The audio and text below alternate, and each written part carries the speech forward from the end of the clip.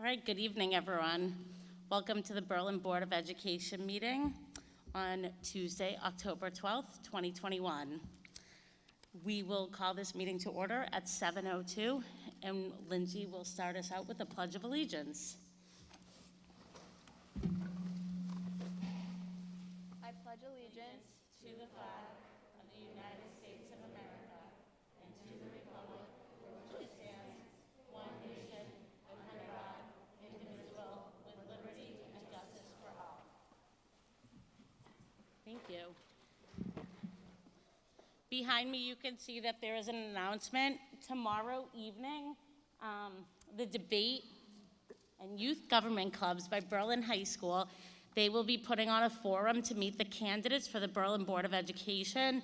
There are 10 people running this year, and the students have put together a whole forum, invited all the candidates, and that's a great way to get to know everyone. So you can live stream it or come in person. The next thing, I want to thank everyone the opportunity for allowing me to serve as the board chair this year. It's been a very wonderful experience. I've learned a lot, and it's just been an honor and a privilege to be able to sit here and work through everything that we've had to work through.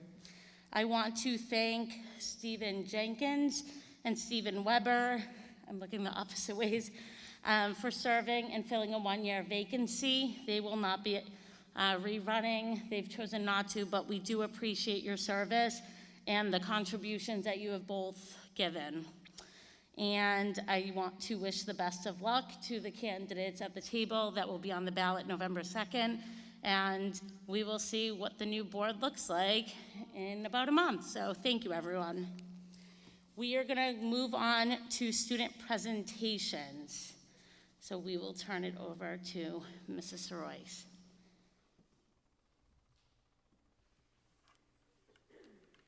Good evening, everyone. We'd like to thank the Board of Education and Superintendent Benigni for this opportunity to be here tonight. Tonight, Willard School would like to celebrate the reopening of our library. As you know, last year the elementary libraries were closed due to COVID, and our library media specialists served in the position of remote teachers. So this year we are certainly thrilled to reopen our libraries, and here to celebrate that tonight are Mrs. Denise Marshall and some of our wonderful Willard students.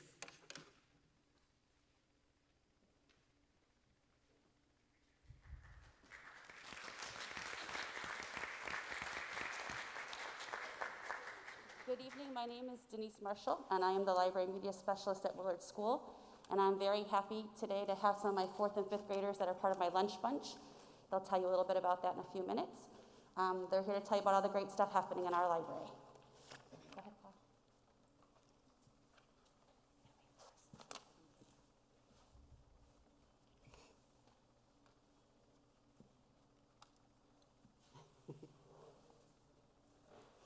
There you go, go ahead, Paul.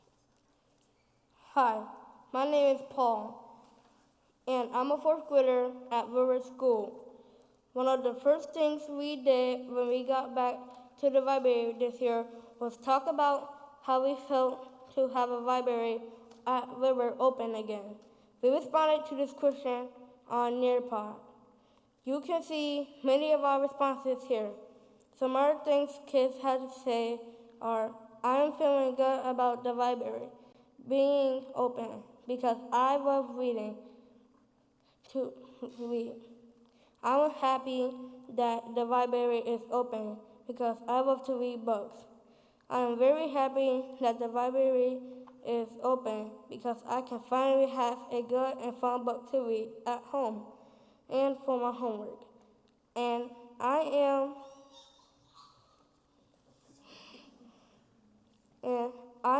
have a good and also very happy because I can go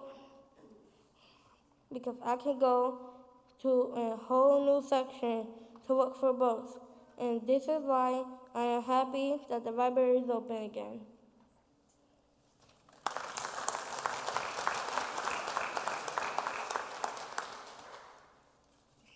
Hi, my name is Spencer, and I'm a 5th grader at Willard. For all of us here tonight, the last time we had a library class was in March of 2020. I was a third grader, and I was just learning about how the nonfiction section was organized. We didn't remember much about the library, so Miss Marshall got a scavenger hunt from Mrs. Turgeon and set out to help us learn where things were and what was expected of us in this space. It was fun following the clues to see where they would lead us.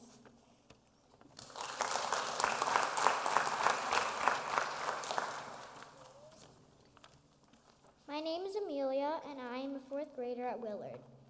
I was a second grader the last time I was in the library. We were still on the second grader.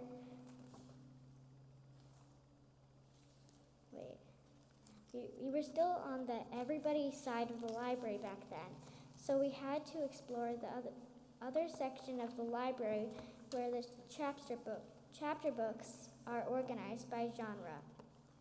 So in addition to the scavenger hunt, we also learned about genre and did a genre hunt to start making a reading wish list of just right books we would like to read.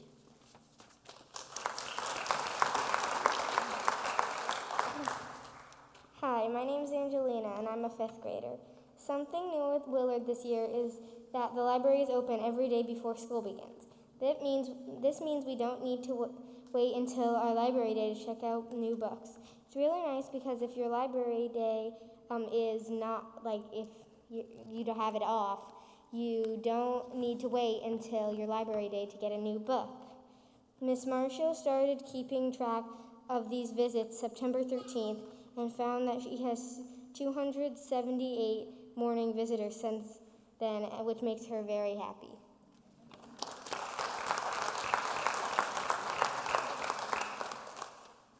Hi, my name's Maya, and I'm a fifth grader. We are very lucky to have a virtual author visit with Sarah Pennypacker, the author of many children books, including Pax. Ms. Marshall read us the first few chapters of Pax to get us started. During our visit, we learned about how long it takes Mrs. Pennypacker to write a book, that Pax took the longest, and that Clementine's is her favorite book that she's written so far. I cannot wait to read more of this author's books.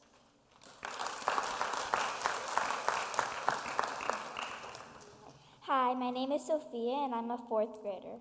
On November 8th, we will be having an author visit with Lisa Klein Ransom. We are super excited about getting to meet an author. In order to prepare for this visit, Miss Marshall will be sharing many of Miss Klein Ransom's books with us. The book our lunch bunch is reading is Before She Was Harriet.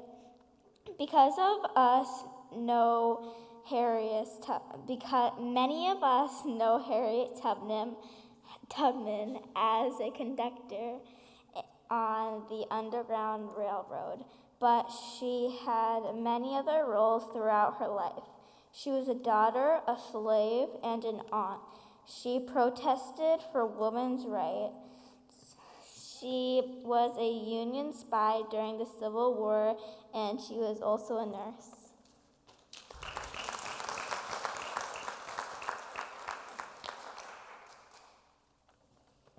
My name is Leah, and I am a fifth grader.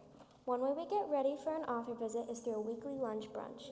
It is a time for a small group of us to get together during lunch to talk about a chosen book that we were reading on our own.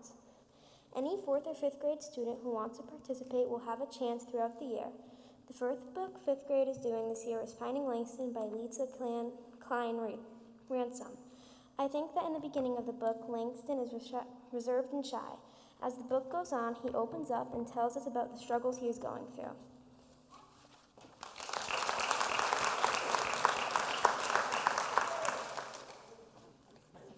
Can you switch one more slide, please? There you go. Thank you. Last week, we started learning how to use Destiny. The resource we will use throughout our time in Berlin schools when we want to find a book or other resource in the library. Once we learn how to use Destiny, we will be able to find things more easily and access ebooks and audiobooks from anywhere.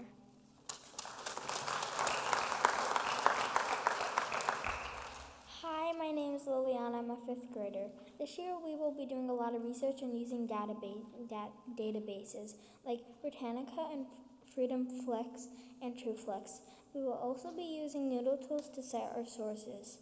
We input all of the needed information and Noodle Tools to make the citation for us.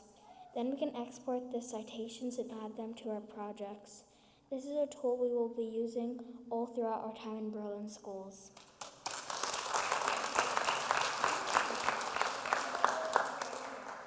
My name is Alina and I'm a 4th grader. Another bit of technology that we will be using this year is Storyboard That. This is a program where we can create comic-type projects to showcase our research. You can create your characters and backgrounds. You can make projects like the one you see here. This is a storyboard that I made to teach my classmates about Hawaii. You can also make timelines, posters, charts, grids, webs, and cycles. The pre-K, kindergartners, 1st graders, 2nd graders, and 3rd graders also have a lot to learn in the library. They are learning about book care and treating books like the treasures they are, the difference between fiction and nonfiction, and choosing just right books. All while we are building a love of reading. They will be using Chatter, Pix, PebbleGo, and Book Creator in addition. The 3rd graders will be learning about Storyboard That. There's so much happening in the Willard Library, and we are so glad to be a part of it.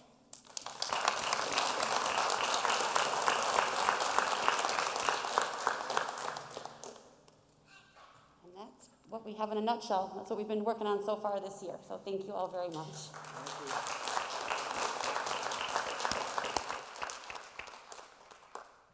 Thank you so much for coming out this evening and sharing all the wonderful things that are happening in the library. It's really great to hear your excitement about reading and getting back into the library and how much you missed it. So that's really exciting. And thank you to the parents for taking your time tonight to bring your children so they can showcase all their learning happening. I will now turn it over to the board if anyone has any questions or comments for our students who just shared. I'd just like to thank the students for their awesome presentation and the time they took and the hard work that they put into this. And I'm glad that you're back in the library and being able to get the resources that you need to work on your projects moving forward throughout the year.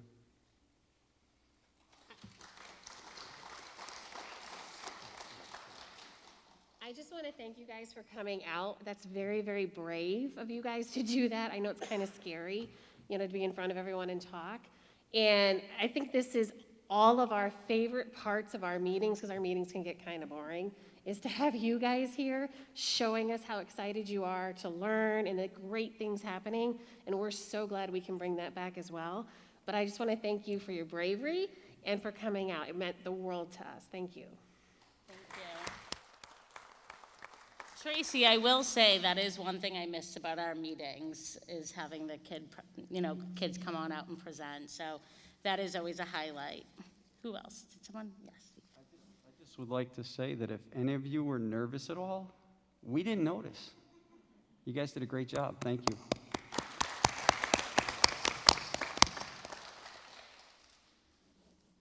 Who else? Anyone else? No? All right, well, thank you so much. It was great having you. We will take a quick 5-minute recess. So there are cookies out in the back. They're individually wrapped. We encourage you to have a cookie or two.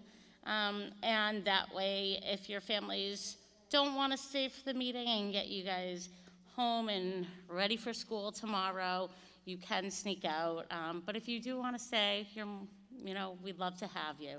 So we'll take a quick 5-minute break and we will be back at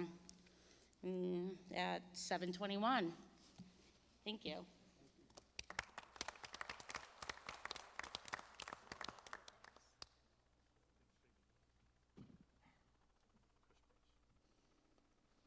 All right, welcome back. Before we get into committee reports, the first report is the student representatives. I would like to welcome our new student board representative, Sam. She's down at the end of the table. I met her briefly at the start, so welcome, Sam. We are so happy to have you for the next 2 years. And I will turn it over to Sam and Lindsay. A really exciting event for high schoolers is homecoming, and we're so happy to have it back this year. So the week of the 18th to the 22nd is Spirit Week at BHS, so we'll have themed dress-up days on Monday, Tuesday, and Wednesday. And then Thursday, we're going to have an outdoor pep rally, which will be split by classes, so it's very safe. And then Friday will be our class hallway reveal, where each grade decorates a hallway with their theme. And then the homecoming game that evening. And then Saturday will be homecoming, and it will be held outside under a large lighted canopy. On November 12th and 13th, the fall play, which is A Voice in the Dark, will be put on by the BHS Theater Department. And on November 18th, there's going to be a National Honor Society induction for a little over 10 new members, so we're really excited to welcome them. And we just wanted to give a shout out to all of our fall sports who are doing really well this season, and we're so happy to see them having a full normal season. And a special mention to our Red Sea, who is showing up and showing a lot of support for our team, so we're really happy to see them out at the games. On Friday, October 15th at 7 p.m., the BHS Music and Theater Arts Department will be presenting the Cabaret and Choral Review in the BHS Auditorium. Tickets and more information about the fall play and cabaret can be found at singingredcoats.berlinschools.org. Tomorrow, the freshmen and sophomores and juniors will be taking the PSAT for the first part of the day, while seniors have workshops for college post-secondary planning. After 11:15, the students will have their last 2 remaining class periods. Upbeat will hold their October weekend on the 16th and 17th, which will include training for the underclassmen to improve their leadership skills throughout games and workshops. And that's all we have. Thank you so much. That was a very full report. We will turn it over to committee reports. I have a report from the Curriculum Committee, which met earlier this evening. We met with representatives from BHS to discuss some concerns related to participation in advanced placement exams and a decline in such, more specifically. Some proposed means of address or solutions to those concerns were discussed. It's just some thoughts for the board to consider as it relates to increasing participation in advanced placement exams at the high school level. There will be no item on tonight's agenda related to that, but perhaps on a future meeting agenda. Also, there was a very brief continuation of the discussion surrounding the district continuous improvement plan, and there is an item on tonight's agenda that will be forthcoming. Great, thank you. You have a committee report? Yep. We do. The Finance and Operations Committee met last week on Thursday evening. We discussed the initial process of capital and site budgeting components. The town has started now having these meetings start very early on in the budget cycle back here in the fall. And there's a process that our operations people go to these meetings and present things. And the committee, that is a town-wide committee, decides on what we're going to be moving forward or not moving forward. So we had some initial conversations about the items that we're going to be fighting for. Those will start to come to our attention as we get into budgeting season in the next couple of months. We also talked about the transportation contract, as well as recruiting and retaining staff, and some measures that the district is going to be taking to try and keep people here, as we just had with our welcome to the new teachers. That was a great bunch of people. We want to keep them here for 20 or 30 years if we can, and get them to retire like we're going to have a couple of other people doing later on tonight. But it's not an easy battle. So the district has got some good plans, and hopefully they can work out for us. And then finally, we had some updates on the YMCA with respect to the daycare facility in operation, as well as the Central Connecticut Transition Academy, as they're kind of related to each other. And we're working through those issues and sorting things out in terms of leases and agreements and cooperation through the district, the town, and everywhere else. So we're making good progress there. More to come on that as we move forward. Thank you, Tim. Is there a CREC report? No, nothing out of the ordinary to report right now. Okay, great. And then I'm going to turn it over to Superintendent Benigni to talk about the Eagle Scout project. Yes, we're very fortunate to have Tyler Barber, who built flower boxes for Willard, specifically for the BLAST students to plant flowers in. These are very large boxes that sit about 2.5 feet off the ground, probably 8 feet long each. He did this as part of his Eagle Scout project. Tyler joined the Marines and is in Paris Island now as of September. So I just wanted an opportunity to thank Tyler for his work and that our students will use for years in doing some planting. So thank you, Tyler.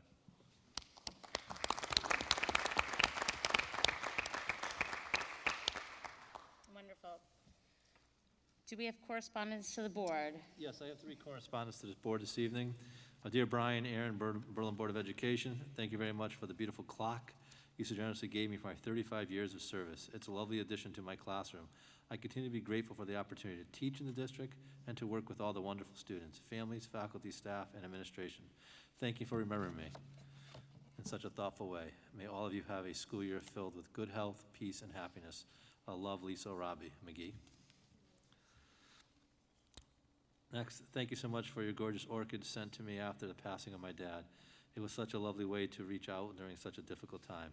Your kindness and generosity was so appreciated. Sincerely, Chris Fazina and family. And last but not least, from Leonildo D. Tomaso, special education teacher at Berlin High School. Brian, thank you and the Board of Education and staff for the sympathy plant arrangement. It was very thoughtful. Sincerely, Leonilda. Thank you. We'll now turn it over to the audience of citizens. You will have 2 minutes to share and address the board. Just as you come on up, just make sure you state your name and your address.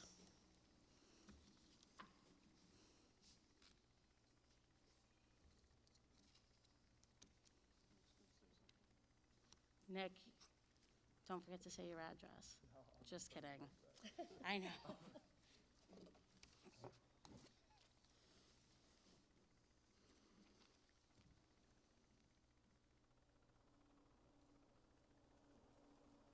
Is this one on too? I guess it is. My name is Mary Catherine LaRose, 26 Woodruff Lane, Kensington. I wasn't actually going to speak tonight, but then when I saw a couple of things on the agenda, I just wanted to address a couple of things. One, since I'm trying to understand how others outside of the Board of Education can participate in the process, I notice you have committee meetings separate from, the regular Board of Education meeting, and I'm just wondering whether those are open to other people attending them. And I know you're not supposed to answer me, but that's one thing I was just interested in finding out about. And the other thing is, on tonight's new business, you have a proposed policy. I think you also looked at it last month, but I was away, so I didn't see it, on civility, respectful communications, and actions. And I don't know exactly what the wording is of this policy that you're considering. I don't think it was available for us to look at.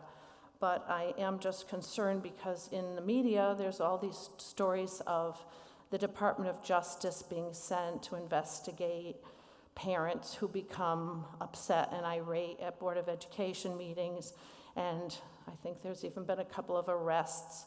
And I certainly hope that you're not looking at parents in an adversarial way. And I do know that I was at one of the meetings where it did get very contentious and very emotional. But I certainly did not think it would rise to any level of threatening or anything like that. So I certainly hope you're not going to be considering a policy that would put a dampening on participation from parents and other citizens. I certainly look around tonight and don't see too many people here. So maybe that's already happened, I'm not sure. But I really think Board of Education has to really try to be open. Thank you. I'll just actually quickly answer the two questions. The committee meetings are posted and they are open to the public. They've always been posted at the town and on our website and at the board building. And our policy on civility has absolutely nothing to do with what you just spoke of. And later on in the meeting, we can talk more about it and elaborate again more, but that's actually nothing to do with that. So next time you can email me prior to if you have questions. I'm always happy to respond. Anyone else for audience of citizens?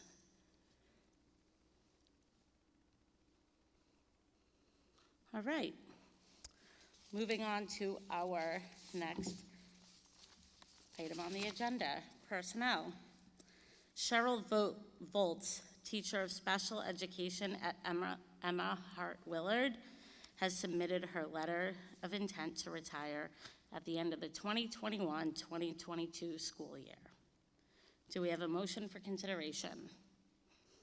I'll move to accept the retirement of Cheryl Volz, teacher of special education in Emma Hart Willard School, effective June 30th, 2022. Also to thank her for her 20 years of service she has provided to the youth of Berlin and wish her good health and happiness in her retirement years. So motion by Mark, second by Carrie. Any discussion? All those in favor? Aye. Opposed? 8-0. Moving on to Eileen Cutler, a kindergarten teacher at Willard. She has also submitted her letter of intent to retire at the end of the 2021-2022 school year. Do I have a motion for consideration? I will move to accept the retirement of Eileen Cutler, teacher of kindergarten at Emma Hart Willard School, effective June 30th, 2022, and also to thank her for the 36 years of service she has provided to the youth of Berlin, and wish her good health and happiness in her retirement years. Do we have a second? Second. Motion by Carrie, second by Stephen Weber. Any discussion? All those in favor? Oh, yes, go ahead. I apologize. Moving along. I just want to say that one of my children had the benefit of having Mrs. Cutler. She will be greatly missed. 36 years is a lot of lives touched, and she did it with grace and teaching was a thing of beauty in her classroom. So I thank her personally. Thank you. Any other discussion? All those in favor? Aye. Opposed? 8-0.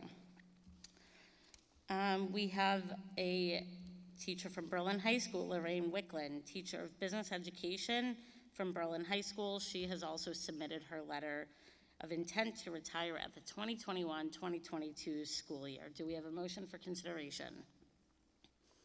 I'll move to accept the retirement of Lorraine Wicklund, teacher of business at Berlin High School, effective June 30th, 2022. Also to thank her for her 18 years of service she has provided to the youth of Berlin, and wish her good health and happiness in her retirement years. Second. So a motion by Mark Burson, second by Carrie. Any discussion? All those in favor? Aye. Opposed? 8-0. Thank you. Moving on to the consent agenda. I'll make a motion to approve the consent agenda as presented. Second that. So the motion by Adam, second by Steve Jenkins. Any discussion on the consent agenda? All those in favor? Aye. Opposed? 8-0. Thank you. Moving on to new business, we have a facilities-related update. I'm going to turn it over to Mr. Cugno, and he can report out.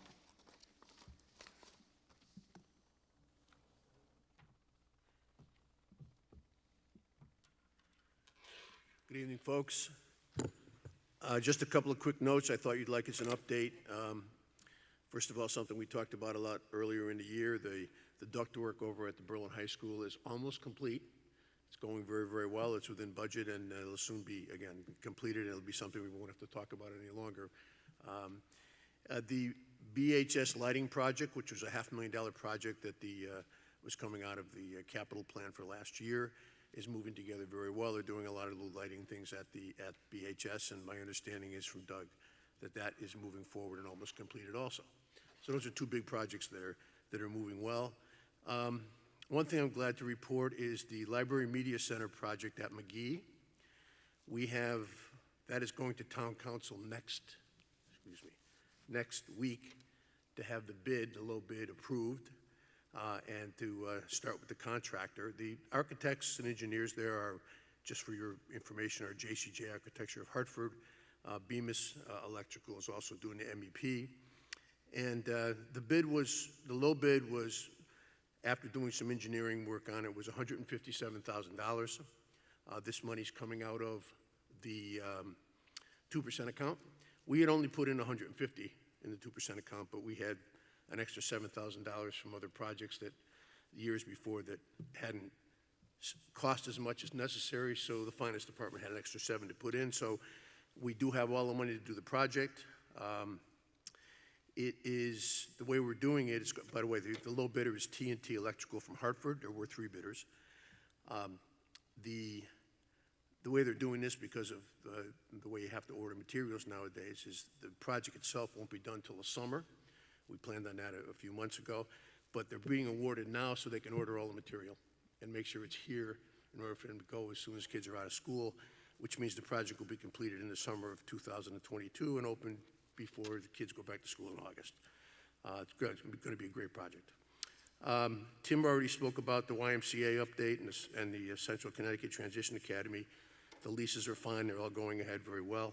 2 other things to report on you haven't heard in a little bit. The Griswold Band Room that we approved a while back and the Hubbard Student Storage, otherwise known as the Cubbies. Those are in design right now. Jakunski and Hume has a contract to finish that design probably within a month, and we'll be doing those during the school year. So that's the updates I have. I don't know if you have any questions on any other projects we might be working on, but those were the newest information. Thank you. Any questions, comments?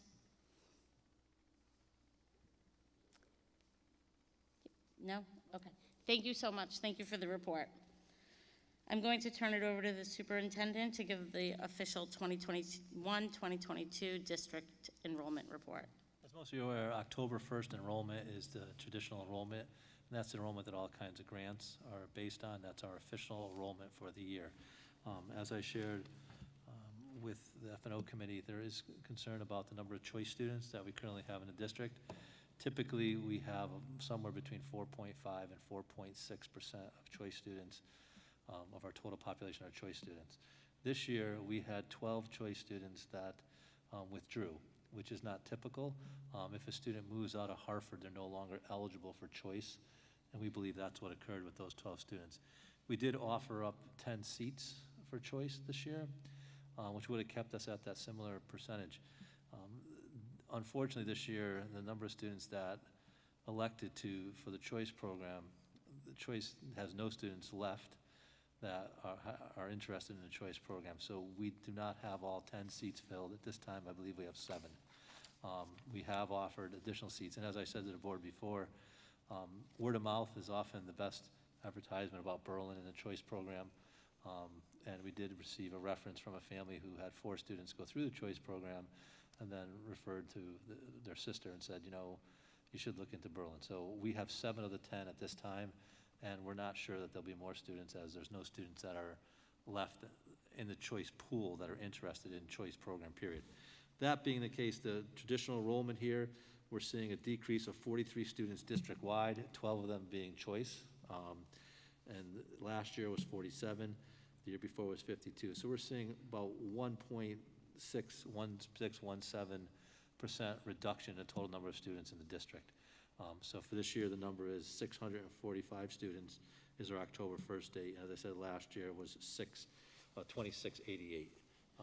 So it's staying consistent at about, like I said, the 1.6%, 1.7% a year. Thank you. Can I ask something? Sure. Is Connecticut seeing as a whole a drop in the choice, or is it just our district? No, when I'm saying there's no one left in the choice program, there's no one left for any district. So Right, many so districts, they're they're all all seeing seeing the it. same thing. They're all seeing the thing. But the thing is, Berlin's unique in the sense that it doesn't border Hartford. So the word of mouth about Berlin, typically we receive students, or students elect to go to Berlin as their first choice because they've had family or friends that have been successful and that speak highly of it. So as we had those seats open and we were told there's no more, a week later, we got a phone call, and someone had 4 kids graduate through Berlin, said something to their sister, and we ended up getting 2 students. So it was a positive, you know, because of the success. And we were staying with the same model that this board proposed. Typically, we take students at K and 1, only where we have availability, and usually we average 10 to 12 students a year, which keeps our number at that 4 point. The concern is that if we fall below the 4%, which at this point, I think we're going to make the 4%, but I have to get the official count from the choice program, then our funding, our reimbursement rate changes. So that's something that we try to stay around 4.5, as I said, to ensure that that's not the case, because we budget based on that. So. And the decline in enrollment, not choice, but taking choice aside right now, that we're seeing a decline is because people are graduating, or are they leaving our district altogether? We're not seeing an increase in students going to magnet schools. Okay. We're not seeing an increase that they're selecting. It's just the normal attrition, that the graduation rate and less students. You know, like as I said, if you look at the last 3 years, we've had decreases within 5 or 6 students. We're at that 1.5, 1.6%. So it's Any other questions?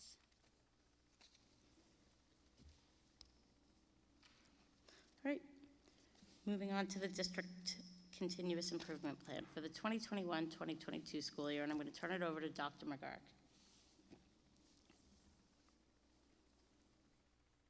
Thank you very much. As we look at the district continuous improvement plan for the 2021-22 school year, you'll see some, maybe you won't see. There we go. You'll see some parts of the plan that will look very familiar to you. The initial part of the plan focuses, as it always has, on teaching and learning, and this has been the way the plan has been structured for the past 4 years. The way the plan was developed was that we met as an entire administrative council. We reviewed last year's plan and noted areas that had been achieved and were able to come off of the plan, and made edits and updates to other sections of the plan. This year, one of the changes that we made was that we streamlined the teaching and learning section of the plan in order to add more elements to the later part of the plan, and I'll explain that as we go through. I'd like to just highlight a few of the changes in the district continuous improvement plan. I won't go through every step because there's quite a number of them, but you'll see, for example, last year one of the initial steps was related to developing language around our core values as a district and our beliefs about learning. Those are 2 elements that are required under NEASC accreditation, and we completed that last year, and now we're really ready to move into developing the vision of the graduate. So we're working to establish a vision of the graduate leadership team. We've prepared for this with almost a year of training related to the vision of the graduate, and developing learning expectations and performance assessments related to that, and we'll be launching that next month in November. Under the area of social and emotional learning, you'll see that we're continuing to focus on ruler training. We've had staff members from Berlin High School, McGee, and Hubbard trained in this already, and this year we have teams from Griswold and Willard, and second teams from McGee and from BHS to continue to build capacity in those buildings. You'll know this is the training that many of you heard Mark Brackett speak of at the CABE CAPS convention several years ago, and had a lot of enthusiasm around the implementation of this. As we move forward, you'll see that one of the steps is to develop the district equity statement and to create action steps for each subcommittee. That's work that was discussed last month at our board committee. And as we continue to move through, I want to highlight, excuse me, our work in learning partnerships. We have a lot of work going on across the district right now to create more opportunities for our students to get out, to visit businesses and get more sense of career opportunities, to bring more speakers in from the outside, to support student learning in those areas as they explore and learn more about careers that are available to them in Berlin and in the local area. Under number 3, today was a good example of investigating opportunities to partner with other school districts for professional learning opportunities. Today, Berlin cooperated with Granby Public Schools to run a world language training. And by collaborating on that, we were able to split the cost with another district and save us half of the cost of the fees for that workshop, which is good for all of us. Excuse me. As I move forward, I want to highlight the work that's also new this year, and that is implementing a data warehousing system. We just had training last week with our administrative council, meeting with Ed Lyman, who's designed the data warehousing system. And we're really looking forward to seeing the continued development of this, which will allow us to track longitudinal student data and make data much more easily accessible by our teachers to be used for planning. Now, as we move down towards, Nick, can you go forward one page? You'll see a whole new section of our district continuous improvement plan. As I said earlier, most of the plan in the past years has focused on teaching and learning, and we've expanded the plan this year to include action steps and strategies for a number of departments and for our central office operations. So we asked each member of cabinet to identify specific goals for their departments that they're going to come up and speak to you briefly about. We also asked Craig Szymanski, our district technology coordinator, and Dave Francolangia, our director of athletics, to do the same thing. So Ashley, you're up first. So Ashley is going to take us through the goals for finance.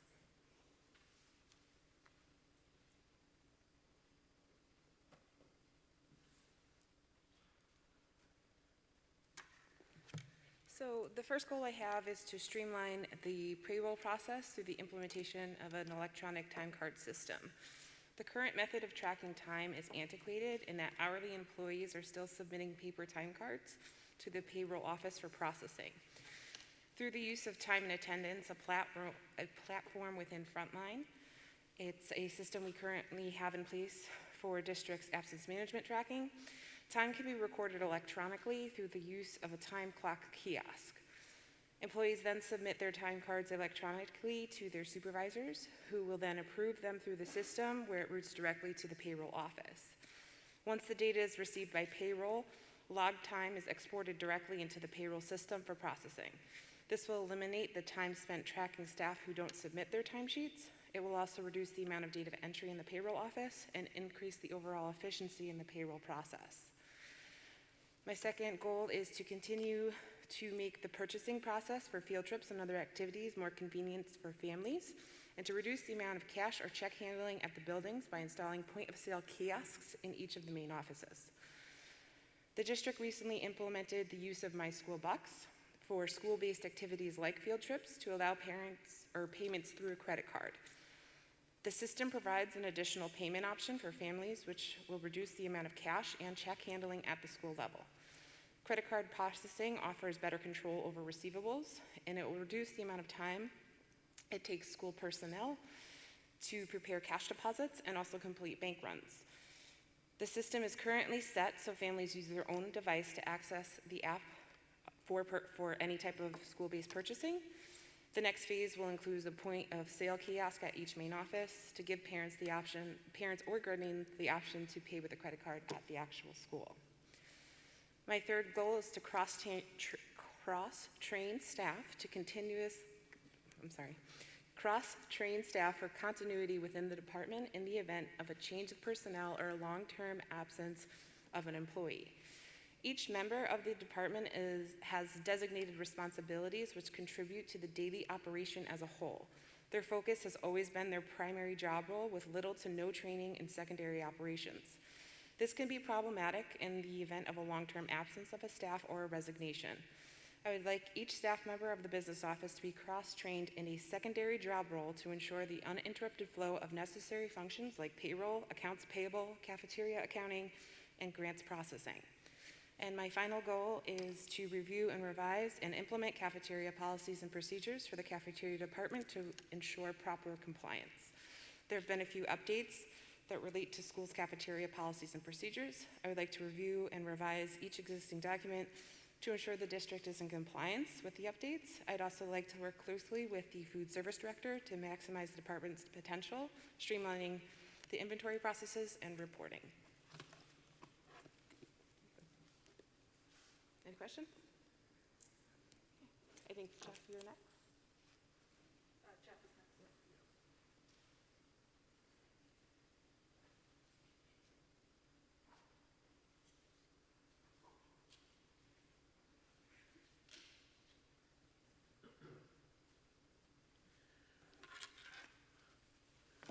The Operations Department has 3 action strategies that were added to the improvement plan.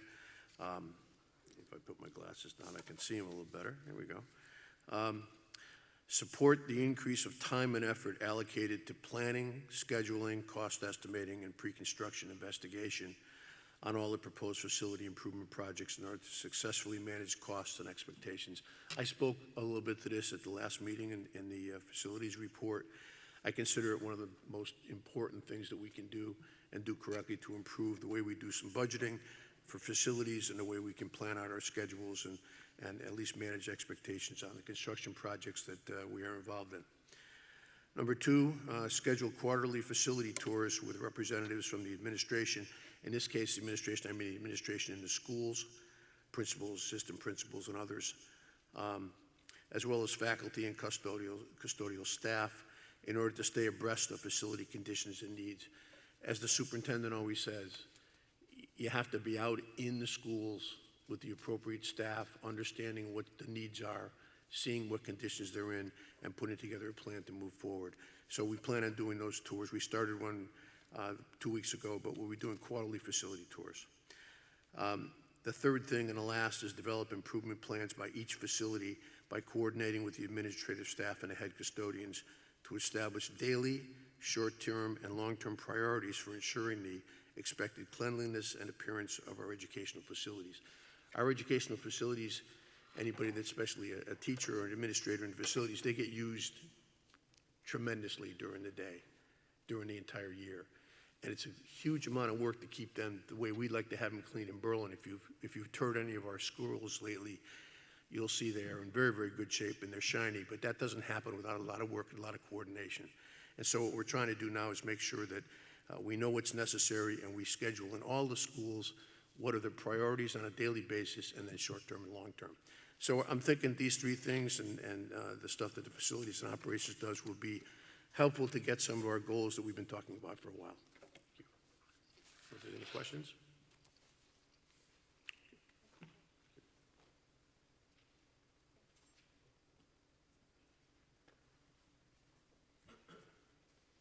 Good evening, everyone. So human resources, as you know, our focus is employee-based. We are here to provide support to our educators and our staff from the moment they enter the Berlin Public Schools until the time they retire. So all of our priorities are really focused on our employees. The first one is cross-training our HR staff. So you may know the last several years we have been handed down many new initiatives from the state level that have actually increased the workload for our HR department enormously, including some before COVID, during COVID, and now with Executive Order 13G, we've had an enormous amount of workload added. What we are trying to do with our cross-training initiative is to utilize the staff that we have so that we can work to streamline our existing procedures to allow room for more of these new initiatives to be at the forefront of what we're doing. So we've been working on building our capacity over the last year and we'll continue to do that. Our second goal is the streamlining the onboarding procedures for new staff. So we learned very quickly at the onset of COVID that we had to learn to work almost in a paperless environment with our staff not being here on site and still trying to coordinate all the things that we do from a human resource perspective. We started increasing the amount of online utilization for onboarding, for hiring, for all of the things that we do in HR. So we are continuing to do that. We are looking at a new software program that's going to allow us to have a better capability of dealing with the interview process to the onboarding so that everything can be paperless. So we'll be working on that goal this year as well. Our third priority is our online 401 retirement program. This is for non-certified staff, so these are our clerical, our custodian, our paras, our food service, all have access to the Town of Berlin's 401 retirement plan. That vendor has turned their system to an online enrollment. We used to have group enrollments, so we're working on building the protocols for our staff so that we can ensure that we're not going to lose the ability to get them enrolled when they are eligible for it. So we're working on setting those up. And then finally, as you know, we provide the insurance for all of our employees. So we use Anthem Blue Cross Blue Shield for both the Board of Ed and the Town of Berlin. Last July, they transitioned over to a new platform, which changed the HSA provider and the way claims are processed. So we have been having some issues. Our staff have been having some issues with claims being processed. So we've developed a strategy to work with Anthem on a regular basis to ensure that we're meeting our customer service initiatives with them. So we will continue to work with Anthem for that as well. So those are our 4 goals we're working on this year.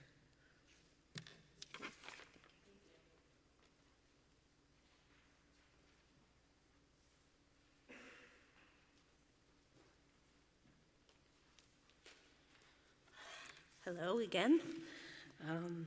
So Pupil Personnel Services has 4 different goals they're working on this year. One of the biggest goals that's producing a lot of anxiety right now, I think, across the state, is that the state has been working on, over the past 5 years, developing a new IEP system. What this will entail is a completely new document. An IEP is an individual education program which drives the services for all special education students. So the IEP document will be completely revamped. They have given us a copy of it. It's similar to that of Massachusetts and Rhode Island's document. And then there's also a system that all of this information is put into. Right now, many towns use IEP Direct. This is a system that we actually pay for. It's about $15,000 a year that every district just has to have in their budget. The state is putting together their own system, which will be at no charge to us, which is good for all districts. So the staff and the families will have to be learning about not only a new document, but also how to put this information into a new portal system.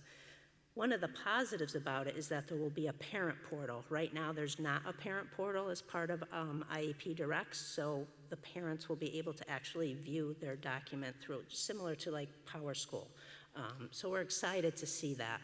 Aaron tried very hard to have us be one of the pilot districts. Right now, many districts in the state are piloting this, but we didn't get selected. So our staff are in the process of signing up for training from January to May. Once our staff are up and running, then we'll be involving training with our families as well. The second goal is this has been ongoing, but to continue to implement process and procedures to support the merger of our transition programs with Cromwell Public Schools. Cromwell was able to secure 2 vans last year. We didn't get the van in time, so that's a whole process and procedure that we're looking at. One of our staff members that you met tonight finished her training course, so she'll hopefully be able to drive the van soon. So that's a process and procedure. We had an open house for all of our current students. Now we're in the process of looking at open houses for our students that will be coming for next year. So there's just a lot of different processes and procedures that we're putting in place. Michelle and Cindy are working closely with the special ed teachers to explore different processes and programs for progress monitoring and benchmarking for all our special ed students. In the past, we use AimsWeb. It's a very cumbersome. We felt like the staff and students were spending a lot of time out of class taking these assessments. So right now, Michelle and Cindy are exploring the STAR program, and we'll be trialing that with our staff and students in November. And last but not least, we're continuing to train staff on the identification and programming for students identified with dyslexic. This is a mandate from the staff. Every few years, we have to provide this updated training. we're going to be having Lydia Conca come out and work with our staff. She's worked with our staff in the past, and that training will take place this February. Any questions?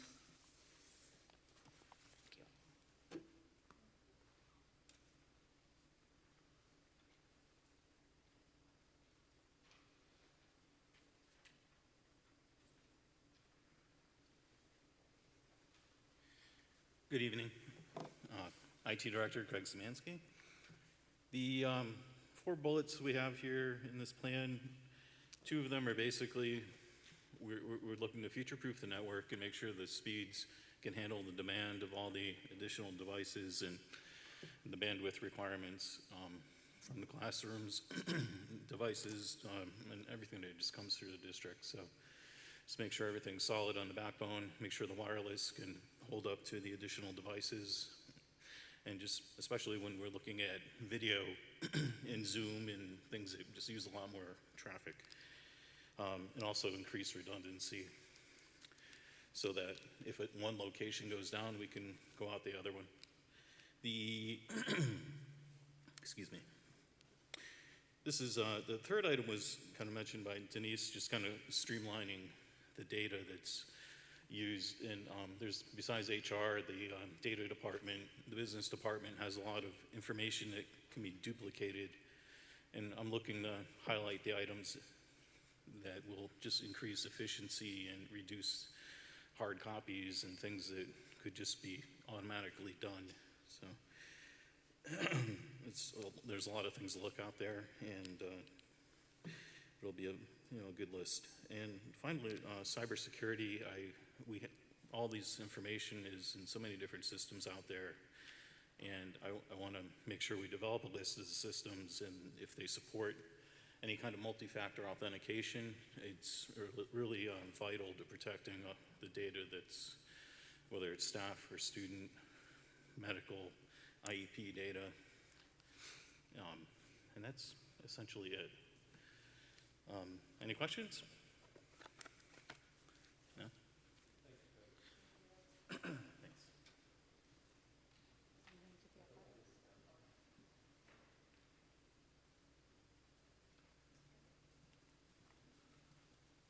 Unfortunately, Dave Francolangelo, our athletic director, couldn't be here this evening. There are several events going on, and we really wanted him at those events. So I'll just review his 3 areas this evening. Continue to build relationships with students and coaches. Dave's goal is to know every student athlete by name. He's currently meeting with them in small groups and individually to get to know what their goals are and to build those relationships. And I think it's ongoing with the coaches, and that's something that, he's come in as the AD and has been a goal since the beginning. The second, to explore the creation of a virtual trophy case. We have a great area to represent our athletic programs, a whole hallway of pictures, and we have trophy cases. But as you know, the space gets limited, and there's many acknowledgments to maintain. So Dave's thought is to have this virtual showcase that will remain forever and just keep adding to it and with references and that people can go to and look at. And he'll be working on that to launch in the fall next year. Collaborate with members of the technology team, coaches, and students to improve the athletic website. Start to use the website, the athletic website in particular, to have information posted that's more relevant. He's also looking at how to send out through Twitter or through other messages, videos, interviews, and things regarding athletics that can get right out to the parents. So I think Dave has a good plan in how to bring the athletics program to the forefront and even to have it more than we know what video did last year with athletics. And I think Dave wants to get that to continue, obviously to continue that, but to move forward with small information that can be pushed out, in a timely fashion after the event or during the event while it's occurring. If I could just make a general comment about the district improvement plan, I want to commend Aaron. Aaron had the suggestion of moving it forward and looking at it through the lens of having each area set some goals. We know that it's really about student achievement and what we do for students and student safety. And you may think these goals, but a lot of the goals that you heard here this evening are either mandates or things that we're doing which have funds tied to them and also expedite the work that we do and kind of really bring it into the cliche word of the 21st century and streamline some paper processes. We heard about time cards and looking at things, just work that needs to be done to make us more efficient and to make us more effective what we do. So I hope that it was helpful beyond just the teaching and learning. Thank you. Great, well, that was a lot of great information. Thank you to all those who presented. Before we can get into discussion, action will be needed for approval for this plan. So I'm gonna entertain a motion for consideration, then we can go into discussion. Do we have a motion? Continuous Improvement Plan 2021 through 2022 as presented. So a motion by Steve Jenkins and a second by Carrie? Okay. Now we can open it up to discussion.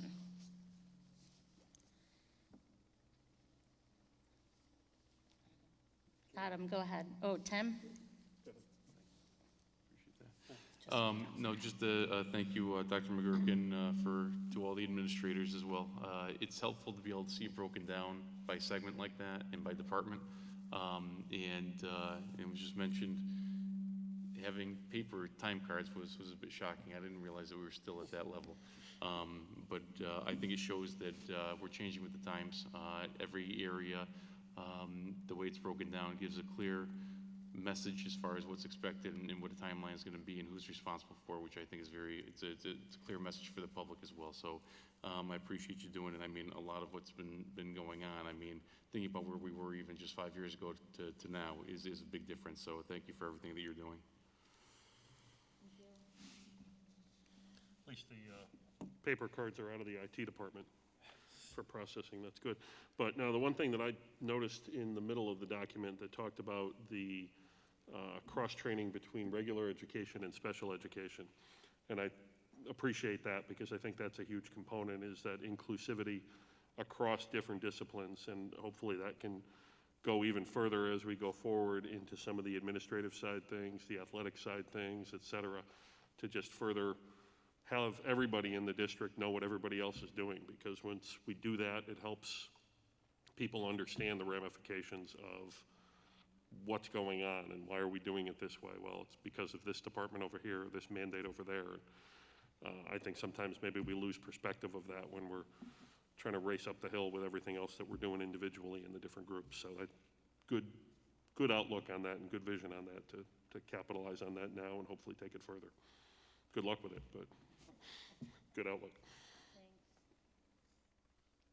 Yeah, I would just kind of echo what's already been said and reflect my appreciation for the way that this sort of articulates the big picture plan of the overall district. I mean, all of the departments and spaces that folks occupy may operate on a day-to-day basis somewhat independently, but the overall work is integrated for the success of the system. So I appreciate the thoughtfulness of each individual and the collective thoughtfulness that went into developing this plan and you know, the execution of it as well. Any other comments, questions? I do want to say that when I visited Hubbard a few weeks ago, I had the opportunity to see the social emotional ruler approach being implemented in a classroom. And it was really cool to see second graders develop their class charter together. I know myself, I have been through some of the ruler training and I'm very familiar with it. And I think the Yale Center for Emotional Intelligence does do a great job with this, but it was really cool to see it in action with the young kids. They were coming up with terms that they wanted to define their classroom and their classroom environment. And the biggest one that stood out was inclusive. And it was really cool to hear the second graders talk about the importance of an inclusive environment and how they can include others. So I'm really grateful I had that opportunity to see that, and I'm really happy to see that that's in this continued improvement plan, so thank you. Anything else? All right, we will move to a vote. All those in favor? Aye. Opposed? 8-0. All right, moving on to approval of capital equipment and site and building budget requests. We're turning this over to Mr. Cugno. I have a memorandum that went into Schoology today, so the board members should have that. I also have some hard copies here if people don't have the ability to get those at the moment. Okay.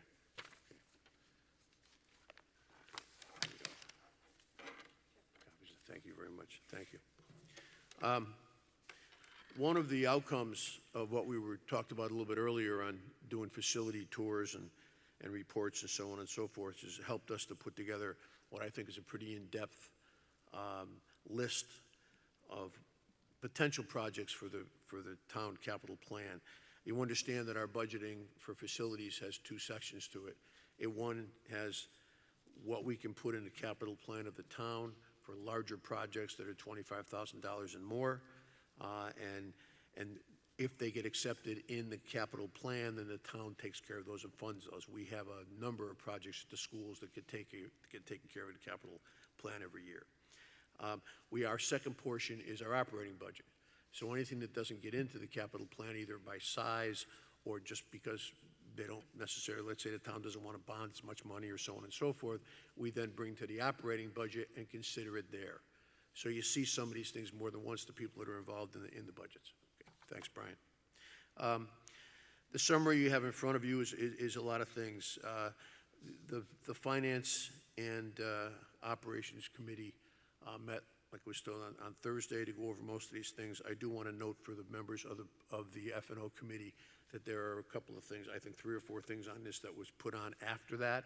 The rationale for that was I don't know some of the dollar amounts yet, you will see, and we'll get those in the next week or so. But I can't say for sure whether they're going to be enough money to put in the capital plan or not until I have the estimates done. Our cost estimating takes a little while to get completed when we're just seeing the projects for the first time over the last couple of weeks. So there's some things on here that the F&O Committee did not see. There are projects that were on a security list that I think seem to be big enough to be considered, although I will say, Craig and I had a conversation today about this. Normally, IT projects and things of that nature don't get accepted on the capital plan. But again, our job is to make sure that we put them out there, we request them, we see what we can do, because they're hard to finance in our operating budget, obviously. So, with no further ado here, that's the designations on that. All these figures are preliminary budget figures. Berlin High School, we need some new doors in the front of Berlin High School. Not that the doors are totally broken or badly built, it's just that we'd like them to be more access to the handicapped. There's other areas of getting into the school that are access, but not the front doors. So we'd like to change that. In McGee Middle School, there's a few sizable projects. We've been talking about doing the auditorium and stage renovation for a long time. Sal Urso, the principal, did a great job summarizing the project. I, by the way, have large sheets on every one of these projects, but for tonight's meeting, I'm just really talking about a little bit what they're about and the kind of dollar amounts. If you want me to go in more into any one of the projects, I can certainly do that. But this includes everything from fixing the stage to fixing the curtains to upholstering and or replacing the chairs and doing a lot of sound stuff at McGee. We use McGee a lot. We always have. It's our biggest auditorium, and it's been years and years since anything's been done other than put a rug in I think it was about 3 or 4 years ago. So auditorium stage, that was $250,000. That's a preliminary estimate. Band room at McGee renovation, $50,000. Music keyboarding laboratory, that's mostly computers and things of that nature, as was explained to me, but it's still $45,000. It's large enough to get on a capital plan if accepted. At Willard Elementary School, we've got some things. We've been talking about doing playground equipment. I believe this one will work very, very well because it was already put on last year's capital plan to happen this year. So unless it somehow or other loses favor, which I don't think it's going to, this one will most probably be funded. And if you've been over to Willard lately, it could use a new playground. But we've done that at some number of our other schools, and we're very excited about getting it done this year, or this coming year. Lighting and paving of the lower parking lot. Willard is a very busy place. The lower parking lot is used a lot. It doesn't have any lighting. It needs to be repaved and maybe even expanded. So we're putting that on the capital plan, and also doing some perimeter fencing. Some trees were taken down And so those were natural perimeters. Now we've got to put some things up to make sure we keep the kids where they're supposed to be, off and on the playground. On Hubbard, I tell you, we had a great meeting at Hubbard for the Library Media Center. That's one of the library media centers that has not been touched in a while. It's still very, very nice, but it hasn't been renovated with the new things that the other ones are getting.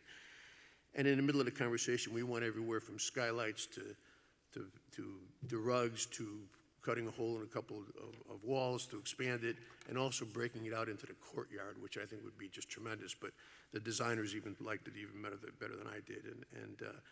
So we've got a big item there of $300,000, again, preliminary budget. We're hoping also that even if we don't get the whole thing done, all of these things can be broken into components and maybe put something in this year and then move down to capital plan as we go through to get them all funded over 2 or 3 years. Playground surfacing needs to be done at Hubbard, and repair the skylight that's in the Library Media Center. Without a doubt, it's seen its day, and it's something that should have been replaced a number of years ago. So we put that in for Hubbard. Griswold needs some storage work. Griswold's a very large school with a lot of activities going on, a lot of things to move around. It doesn't have much storage. It has some room downstairs that is used as storage for things that probably have been there for a long, long while. And so we want to put in shelving like we have in modern storage areas like the one we have in our central office. It'll allow them to coordinate what they really need to save and also be able to put it in a safe place and be organized. And I'm excited about getting that done for Griswold. Elementary schools in general, we want to do some emergency lights upgrade. I'm waiting to see where that can fall in the capital plan. There are a couple of other systems that are being supported with a lot of money, and I think those systems can probably incorporate the emergency lights. So we're going to talk about that a lot at the management committee for the capital plan. We need to replace floor tiles in the elementary schools, and also lavatory upgrades is a big thing in the elementary schools. We've been asking for them for a while. They're very expensive. This number here of $350,000 is to do the lavatories in all 3 schools. Once again, a preliminary estimate. It could get broken down and be done in a school a year. It could be done with less money if they want to do less work, but what we're asking for is the whole thing right off the bat. We're going to start negotiating from there. Transportation, we usually get money for transportation for vans. You know, we own our own vans. NBT, the Britain Transportation Company, drives them for them and drives us for them, but we own the vans. And if you have 30 vans, little by little, they drop off the list and they're not in a condition, or they're not safe, or you have to spend too much money to keep them on the road. So every year, we try to buy a van or 2. So we have $110,000 in here, which is what we're getting this year. We hope to get that next year also. Whether we're going to get 2 very large vans or 3 medium-sized vans, we work with NBT to see what we need on a demand stand for it. And then in security, these are new to the list in the last couple of days. I just didn't want to miss the opportunity to talk about them at the Capital Management Committee. And in order for me to talk about it at the Capital Management Committee, I've got to have the Board of Education say we want them in the capital plan. So that's why they're here. I only have dollar amounts for a couple of them yet, but in a few days we'll have more. So when those are like I guess all our doors have these old locks on them, which they want to move. I didn't have all the technical information, but the mag lock removals everybody seems to know about. They want all our facilities to be changed over. Multimedia interoperable communication system. Craig knows a lot more about that than I do, and so does John Schmoltz. It's an expensive budget, but it's the kind of thing that if we can't get a grant to do it, we are applying for a grant to see if we can get it, but if we can't get a grant, I want to talk to at the capital plan to see if we can get some money either this year or next year. And then some cameras from McGee and BHS in the fields. We got a lot of people that use our fields out there. They can't use them at night except for the tennis courts and things of that nature, especially at McGee. So we want to put some lights out there so it can be used at more times of the day. And then security entrance to Board of Ed. It's been mentioned to us by our security director that we don't have the correct security at the Board of Ed offices, and we're going to try to put that in the capital plan also. Following review, and let me mention here, the total, by the way, of this list, and there's some that we don't have numbers for yet, is over $2 million. Under normal circumstances, we've had some very big years for capital. A lot of times we have some very big projects that the town themselves and the facility departments just need to do. We don't even have to request them. They put them on because they can put money on the capital plan also for the schools. $2 million is not unreasonable. It all just depends on how much money, the town is interested in either bonding or financing. But I think these are all good projects. I think these are projects that are never going to come off the list, so they got to chip away at them. We're going to try to support as many as we can. Following the review tonight, all the requests that do get approved by the Board of Education will be submitted to the town on October 15th, in a couple of days.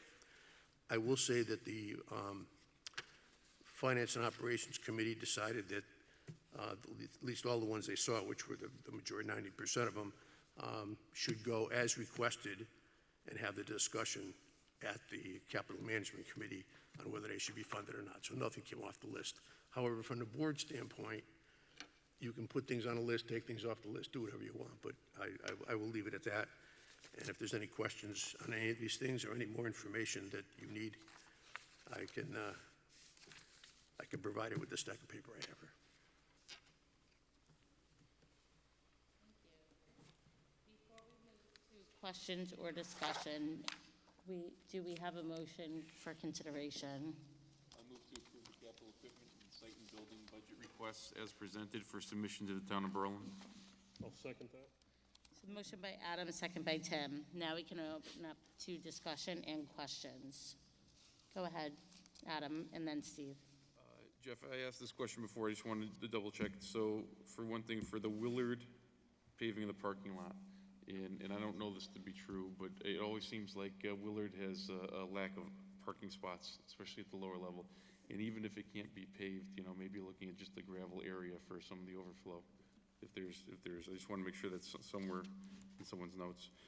And the other thing is the lavatory upgrades at the elementary schools. We've been talking about this for a while. I know that we had the deep clean, the steaming of the grout and everything years ago, but those bathrooms need to be renovated, period. They need to be upgraded, and it's long overdue. So I'm glad to see it on the list, and hopefully it can continue through. If I could make one comment, a lot of these projects are big projects from a funding standpoint, but all of them are very important. They're not going to go away. I mean, you're just going to keep seeing them until, there's no lavatories there because they don't work anymore. So you either do it now and you pay for it, or you pay for it more 2 or 3 years down the lane. So that's, again, all of these things are up for discussion. And as far as the lighting and paving over there, we talked a little bit about expansion. On my sheet of discussion, it says expansion also. Okay, thank you.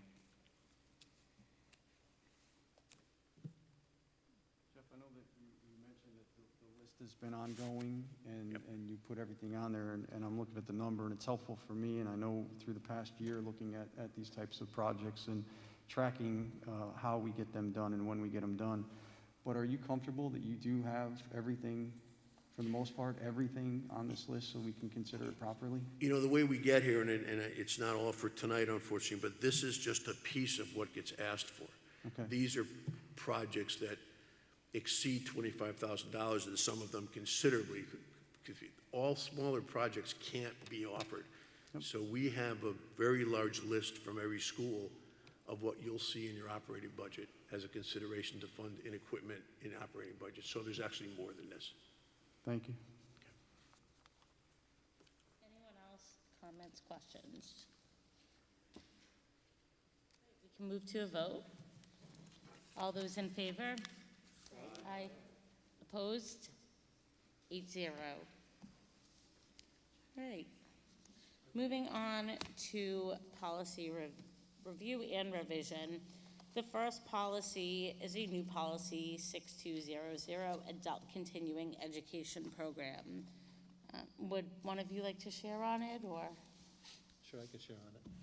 We've had adult education here at the high school for years, and the thought is that we are mandated by the state to either have a program, which can be exclusive Berlin program, or we can partner with a district.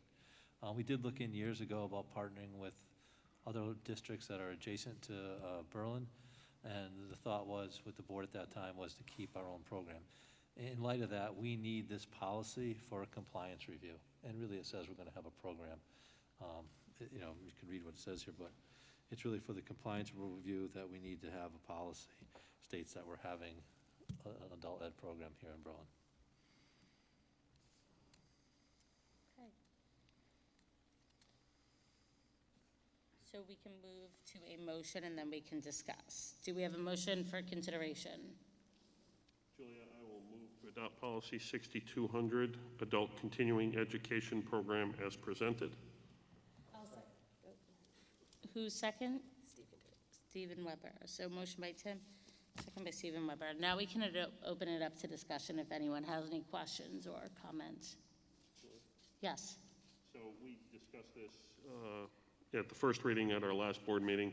We also had an ad hoc committee for policy review where we discussed this. And one of the things that we all commented on at that policy review committee meeting was that this is a program that's been here in Berlin for a long time, and memorializing this into a policy was, quite frankly, for me, something that I didn't realize we didn't already have. So, and I think we kind of all agreed this made a lot of sense just to put to paper the practices that we already have for this program. So it's a long time coming. Any other comments? Thank you. Questions? We can move to a vote. All those in favor? Aye. Opposed? 8-0. Now we're going to move on to the new policy 1316, civility, respectful communications, and actions. This policy in particular is very important now, probably more so than ever before, especially what's going on in social media with the TikTok, devious licks, and all other TikTok trends. I know firsthand this has been occurring, and I've been hearing from so many other teachers. So, you know, really having a policy around this is important. And in our policy, it reads, the purpose reads, the Berlin Board of Education promotes civility and respectful communications among district employees, students, parents, and the public in the interest of presenting all adults as positive role models for students. The Berlin Board of Education encourages positive communication and discourages harassing, defamatory, obscene, abusive, discriminatory, or threatening communication or actions, some of which may be against the law. The intent of this policy is to maintain a civil, respectful environment. And now I will turn it over to the superintendent or Tim if they would like to share more on this.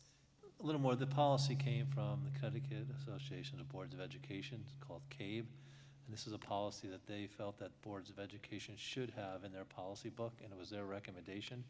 And also, we anticipate receiving the CABE Board of Distinction Award, which we received for a number of years.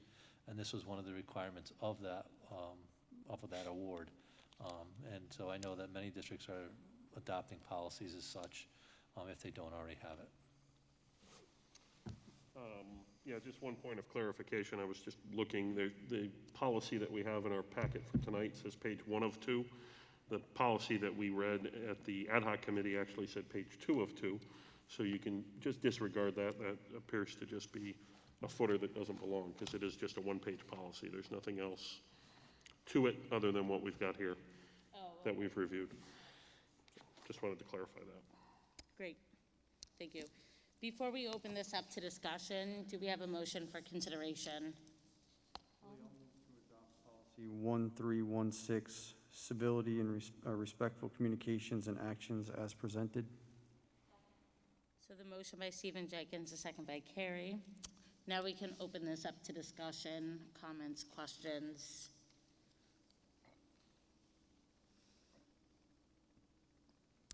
Okay, we can move to a vote. All those in favor? Aye. Opposed? 8-0.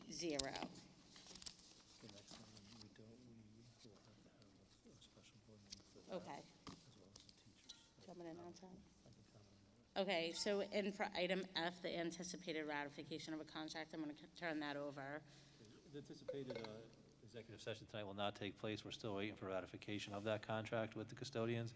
We also now, we had mediation last night with the teachers union, and we're hoping that we'll have both those ratifications in the next few weeks, that we may need a special board meeting for that and on other items if they should be needed. And just to comment further, when we moved from 2 meetings a month to 1 meeting a month, one of the agreements was we would reserve an additional day for a second meeting. So just be on the lookout. We will let you know as soon as that's going to be. It will also be posted.